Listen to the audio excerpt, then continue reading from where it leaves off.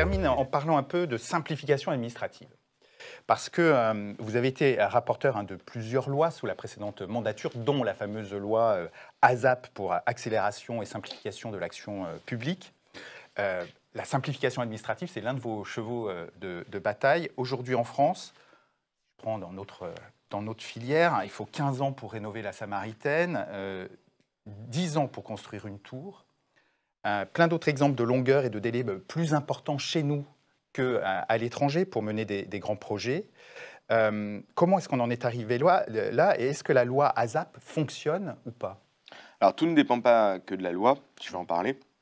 Mais vous avez raison de dire qu'en France, on a des délais administratifs qui sont significativement plus lourds que dans Comment on en d'autres est pays. arrivé là? Pourquoi c'est si... On en est arrivé là parce qu'on a plusieurs facteurs. Le premier, c'est qu'on a empilé les lois et les normes les unes sur les autres avec des critères qui sont de plus en plus importants. Certains sont tout à fait justifiés. Moi, je suis tout à fait d'accord pour dire qu'on ne peut pas construire un aéroport sur une zone où vous avez des espèces protégées avec de l'eau, avec des choses qui sont sensibles pour l'environnement. Donc notre modèle n'est pas chinois non plus. C'est-à-dire que dans le benchmark, notre modèle n'est pas de se dire en 2 jours, on va décider de construire un aéroport en plein milieu de nulle part avec plein d'espèces qu'on va tuer, quoi. Donc, c'est pas notre modèle. Donc, on a une ambition environnementale dans notre pays qui est très forte et qui est salutaire, mais qui a conduit probablement à empiler les normes les unes sur les autres, à la fois des lois et des règlements, qui est assez important.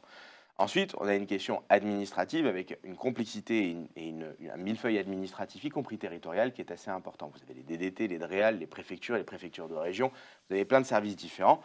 Si bien que quand vous mettez à la place du chef d'entreprise qui veut créer une usine ou créer un site industriel, c'est un peu comme les 12 travaux d'Astérix et Obélix, c'est-à-dire que vous montez dans un bureau, vous demandez le feuillet jaune, ensuite vous allez dans un autre, vous demandez le feuillet bleu, et ça court un peu dans tous les sens. Et ça rallonge un peu.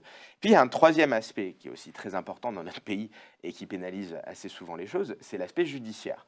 C'est-à-dire que quand vous avez un recours judiciaire sur un projet, vous avez d'ailleurs plusieurs degrés de juridiction, ça prend énormément de temps, les délais judiciaires sont très longs, et du coup, vous faites déraper le timing de façon très importante. Donc, mis bout à bout, l'empilement des normes, l'empilement administratif et l'empilement judiciaire font que vous avez des délais qui sont parfois très importants. Alors, on a fait beaucoup avec ASAP, puisqu'on a pris toutes ces chaînes-là et on les a décomposées pour se dire on va réduire, là où on le peut, les délais.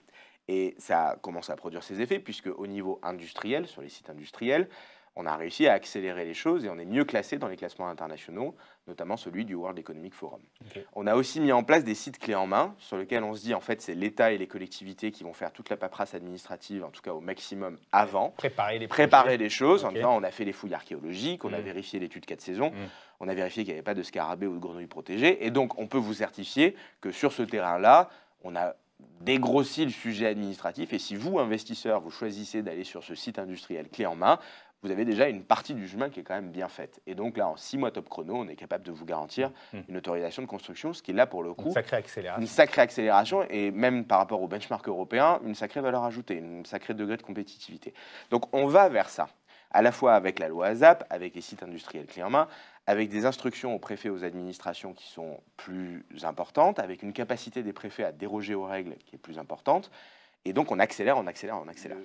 L'exigence environnementale. Moi, je milite pour qu'on préserve la biodiversité, je milite pour qu'on préserve l'environnement, mais je milite aussi pour qu'on dise rapidement oui ou non à un investisseur qui veut s'installer sur un terrain. C'est-à-dire que tout le monde et les chefs d'entreprise sont prêts à entendre que c'est peut-être pas le bon terrain, il faut en choisir un autre. Par contre, ce qui est inacceptable, c'est qu'on les laisse dans le marasme pendant 2 ans en train de pédaler dans des procédures administratives, et au bout de 2 ans, on leur dit finalement, non, ça ne va pas le faire. Non, en fait, vous pouviez le savoir au bout de 6 mois.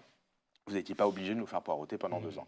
Alors je comprends ces efforts d'accélération, dont certains portent leurs fruits, vous venez de l'expliquer. Nous, dans la filière construction, on s'interroge beaucoup sur les conséquences de l'artificialisation des sols. Voilà, c'est le gros sujet. On va plus... c'est sans doute une très bonne chose à pouvoir artificialiser comme auparavant, mais voilà une complexité qui s'ajoute à ces projets qui sont déjà difficiles à faire sortir de terre. On a l'impression que c'est un peu le mythe de Sisyphe, cette simplification administrative. C'est-à-dire que d'un côté, on gagne et de l'autre, on rajoute. Comment on peut s'en sortir, en fait, aujourd'hui ? C'est vrai que la simplification, c'est le mythe de Sisyphe, parce que vous avez beau simplifier, il y a toujours quelqu'un derrière qui vient rajouter quelque chose. Mais comme dirait l'autre, il faut s'imaginer Sisyphe heureux. Et donc c'est un travail de longue haleine, mais qui est passionnant et on travaille dur sur le sujet. Ouais. Après, pour vous répondre sur l'artificialisation, qui est un sujet majeur, Ouais. moi je considère que on ne peut plus continuer à artificialiser dans la même proportion que ce qu'on faisait auparavant. Et donc je pense qu'il faut que tous on ait conscience de cette rareté du foncier et de ce besoin à économiser le foncier. C'est très important de le faire et c'est une conviction écologique profonde que j'ai. Une fois qu'on a dit ça, le but n'est pas d'empêcher toute construction. Il est de se dire, on essaye d'avoir un équilibre où on réduit les nouvelles artificialisations, on essaye de réhabiliter des friches industrielles, on essaye de construire un peu plus en hauteur, on essaye de trouver des solutions urbanistiques et c'est pas facile. On a le zéro artificialisation net, c'est un sujet compliqué, les élus locaux galèrent sur l'application. Donc on en a confiance, on a conscience du sujet. Et donc on verra dans les mois qui viennent comment est-ce qu'on aide les élus locaux à mieux l'appliquer et s'il faut éventuellement refaire une clarification législative sur le sujet. J'y suis tout à fait ouvert et on est plein de collègues à être tout à fait ouverts. Mais il faut garder cette ambition de baisse d'artificialisation et il faut aider les élus et les entreprises à mieux établir des plans pour limiter l'emprise au sol et éviter de ruiner des terres agricoles. Une fois qu'on s'est dit ça, il y a des solutions qu'il faut envisager, qu'on n'envisage pas suffisamment en France. Je pense à la construction en hauteur, mais sur lequel il faut un moment qu'on avance sur ces sujets-là. On ne peut pas être le seul pays du monde où on construit uniquement à plat. D'ailleurs, vous avez certaines villes aujourd'hui, vous avez par exemple des prix du loyer, parce que souvent l'artificialisation, c'est moins les entreprises que le logement. Il faut l'avoir en tête. La plus grande part d'artificialisation de terre, c'est le logement. Et on a des territoires où le logement devient cher, où les gens s'agacent que ça devienne très cher et disent mais que fait l'État? Que fait l'État? Oui, que fait l'État, mais que font aussi les collectivités? Puis surtout, que fait-on pour pouvoir augmenter l'offre de logement dans des endroits assez restreints d'un point de vue superficie? Il n'y a pas 36 façons. Mis à part construire en hauteur ou en profondeur, vous n'avez pas la possibilité de vous étaler sur des dizaines et des dizaines de kilomètres carrés. Donc, il faut qu'on aille vers un peu plus de... Il faut faire des choix. Si on veut avoir une offre de logement plus importante, si on veut pouvoir avoir des prix abordables au mètre carré, si on veut pouvoir construire, la solution n'est pas systématiquement de se dire je vais m'étaler sur des terres agricoles, sachant que dans le monde, ces terres vont devenir de plus en plus rares, dans le changement climatique que nous connaissons et qu'il faut avoir vraiment à l'esprit.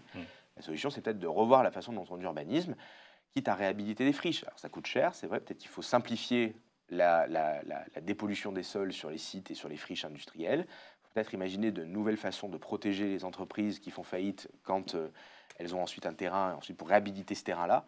Il y a plein de choses à imaginer pour éviter de mordre sur des terres agricoles.